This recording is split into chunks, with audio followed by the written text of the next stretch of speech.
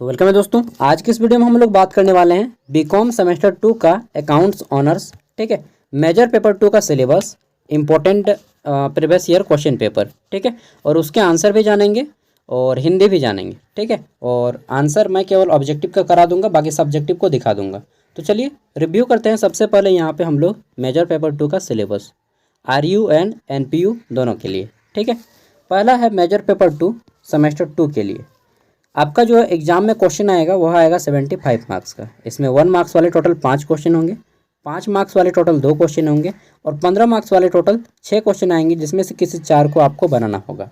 ठीक है, ये हो गया एग्जाम का पैटर्न। ये रहेगा ग्रुप ए 15 मार्क्स का और ग्रुप बी रहेगा आपका कितना नंबर, तो 60 नंबर का। कुल मिलाकर 75 नंबर होगा और पास करने के लिए आपको लाना होगा कितना, तो 30 नंबर, 30 नंबर लाना होगा। ठीक है, अब देख लेते हैं। तो फाइनेंशियल अकाउंटिंग आपका सिलेबस है, सिलेबस का नाम। ठीक है, और इसमें आपको पढ़ने हैं बहुत सारे यूनिट हैं, जिसमें से पहला यूनिट है आपका थियोरेटिकल फ्रेमवर्क। ठीक है, यूनिट 1 का भाग ए। फिर यूनिट 1 का भाग बी है आपका अकाउंटिंग प्रोसेस। ठीक, फिर सेकेंड नंबर यूनिट 2 है कंप्यूटराइज अकाउंटिंग सिस्टम। ठीक, नेक्स्ट है यूनिट नंबर 3 और इसमें आपको पढ़ना है बिजनेस इनकम। ठीक, accounting for depreciation and inventory valuation. ठीक है, आगे देख लेते हैं। तो यूनिट 4 है आपका फाइनेंशियल स्टेटमेंट ऑफ सोल। ठीक है, और फिर है आपका यहाँ पे प्रॉपर्टरशिप एंड पार्टनरशिप फर्म्स। ठीक है, नेक्स्ट है आपका यूनिट 5 अकाउंटिंग फॉर ब्रांच और यूनिट 6 है आपका accounting for not for profit organisation या नॉन प्रॉफिटेबल ऑर्गेनाइजेशन, डायरेक्टली बोल सकते हैं। ये हो गया आपका सिलेबस। यहाँ पे कुछ रेफरेंस के बुक दी गई हैं और इसका हिंदी हो गया ये ट्रांसलेटेड वर्जन। ठीक है, बहुत गंदा है Hindi, I know, but Hindi translate Google से कीजिएगा तो कुछ इसी टाइप से आता है। ठीक है, अब देख लेते हैं फाइनेंशियल अकाउंटिंग में जो प्रीवियस ईयर सेमेस्टर 2 में पूछे गए थे। ठीक है, 2022 में पूछा गया था और उस टाइम 80 मार्क्स का हुआ करता था। चलिए दिखाते हैं।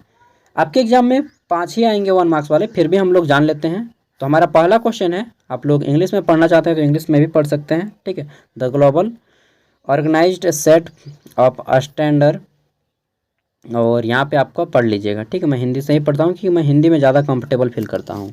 क्वेश्चन है हमारा, कई देशों में उपयोग की जाने वाली व्यावसायिक इकाई द्वारा वित्तीय विवरण तैयार करने के लिए मानक के वैश्विक मान्यता प्राप्त सेट को क्या कहा जाता है। ठीक है, तो इस जो मान्यता प्राप्त सेट है इसको बोलते हैं IFRS। ठीक है, ऑप्शन 3। नेक्स्ट हम लोग देख लेते हैं। तो हमारा बी नंबर क्वेश्चन है कि मूल्य ह्रास उत्पन्न होता है क्योंकि, ठीक है, depreciation arise because due to, तो जो है आपका wear and tear, physically wear and tear के कारण होता है, यानी कि शारीरिक रूप से जो टूट फूट हो जाता है उसके कारण। ठीक है, नेक्स्ट देख लेते हैं। हमारा क्वेश्चन है यहाँ पे कि मूल्य ह्रास के मूल्य को कम करने के संतुलन को कम करने के तरीके के तहत, ठीक है, तो क्या होता है।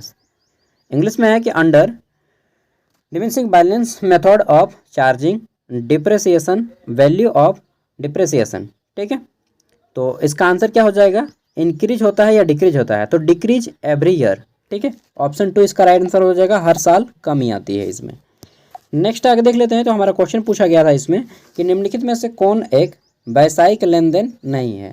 ठीक है, which of the following is not a business transaction, तो पहला है 40,000 से खरीदा गया सामान। ठीक है, बिजनेस ट्रांजैक्शन नहीं है, ये बताना है। बी नंबर है 20,000 में खरीदने का ऑर्डर दिया। नेक्स्ट है बैंक से ब्याज प्राप्त हुआ कितना, तो 6,000। और चौथा है मकान मालिक को भुगतान किया गया किराया। तो इनमें से कौन सा जो है आपका एक व्यावसायिक लेन देन नहीं है। ठीक है, तो खरीदा गया सामान तो व्यवसाय से जुड़ा हुआ है। 20,000 सामान खरीदने का ऑर्डर दिया, ये भी व्यवसाय है। बैंक से प्राप्त हुआ, ये व्यवसाय है। और मकान मालिक को किया गया किराया। ठीक है, तो इनमें से कौन सा व्यवसाय नहीं है। बिजनेस, बैंक क्या व्यवसाय है। ठीक है, आप लोग देख लीजिएगा, मुझे इसमें डाउट लग रहा है, लेकिन ये का आंसर होना चाहिए कि ये नहीं है बैंक, क्योंकि यह सर्विस है। ठीक है, बिजनेस बैंक है यार, देख लीजिएगा, क्योंकि इसमें मैं कंफर्म नहीं हूँ। आगे देख लेते हैं नेक्स्ट क्वेश्चन। पूछा गया है कि मशीनरी पर मूल्यह्रास शुल्क की राशि को डेबिट किया जाएगा। ठीक है, किससे किया जाएगा? The amount of depreciation charge on machinery will be debited to. ठीक है, तो किससे किया जाएगा? मशीन अकाउंट से, या फिर कैश अकाउंट से, या फिर डिप्रेसिएशन अकाउंट से, या फिर नॉन ऑफ दीज। ठीक है, तो राइट आंसर हो जाएगा आपका मूल्यह्रास खाता, ऑप्शन सी। ठीक है, आगे देख लेते हैं नेक्स्ट क्वेश्चन। तो हमारा क्वेश्चन पूछा गया है F नंबर में कि एक प्रोफार्मा चालान भेजा जाता है। ठीक है, किसके द्वारा भेजा जाता है? Proforma invoice is sent by. तो किसके थ्रू सेंड किया जाता है दोस्तों? यह सेंड किया जाता है आपका एक कंसाइनर टू कंसाइनी के द्वारा। ठीक है, कंसाइनर टू कंसाइनी के द्वारा, कंसाइनर और कंसाइनी। आगे देख लेते हैं क्वेश्चन नंबर जी, और इसमें थोड़ा सा आपका मैथमेटिकल फॉर्मूला है, और इसमें पूछा गया है if the del credit commission is 10%, cash sale is ₹5,000। ठीक है, एंड क्रेडिट सेल्स ₹10,000। ठीक है, तो कैलकुलेट करना है कि calculate the amount of del commission. ठीक है, देखिए मैंने कॉमर्स मात्र 3 महीना पढ़ा है यार, तो यहाँ पे राइट आंसर क्या होना चाहिए? यदि डेल क्रेडियर कमीशन 10% है, नगद बिक्री 5,000 रुपया है और क्रेडिट 10,000 रुपया है, डेल क्रेडियर कमीशन की राशि की गणना करें तो राशि की गणना हो जाएगा 1,000 रुपये। ठीक है, आप अपना कैलकुलेशन एक बार देख लीजिएगा। आगे देख लेते हैं नेक्स्ट है हमारा H नंबर क्वेश्चन कि प्रांतीय दिवाला अधिनियम कानून लागू नहीं है। कहाँ पे लागू नहीं है? मुंबई में, या फिर आगरा में, या फिर हैदराबाद में, या फिर नागपुर में। ठीक है, तो कहाँ पे लागू नहीं है? मुंबई, हैदराबाद, नागपुर या फिर आगरा। देख लीजिए, इसका आंसर मुझे नहीं मालूम है। अब देखिए आपके एग्जाम में जो 5 मार्क्स वाले क्वेश्चन आ सकते हैं वो कुछ इस टाइप से, उस टाइम पे 4 मार्क्स के थे, अब 5 मार्क्स के कर दिया गया है। देखिए पहला है शाखा खाते में गुड्स इन ट्रांजिट का उपचार। ठीक है, treatment of goods in transit in branch account. और दूसरा है हमारा दिवाला और दिवालियापन संहिता 2016 पूछा गया है। ठीक है, अब देख लेते हैं ग्रुप बी। ग्रुप बी में यहाँ पे किस टाइप से क्वेश्चन है, तो आपके एग्जाम में 15 मार्क्स का आएगा, यहाँ पे 16 मार्क्स का दिया गया है। ठीक है, देख लीजिए, तो इंग्लिश में पूरा लिखा गया है और हिंदी में भी। मैं इसका PDF वीडियो का डिस्क्रिप्शन में दे रहा हूँ, बाकी आप लोग देख लीजिएगा। ठीक है, ये सभी फाइनेंशियल अकाउंटिंग के प्रीवियस ईयर में पूछे गए क्वेश्चन हैं।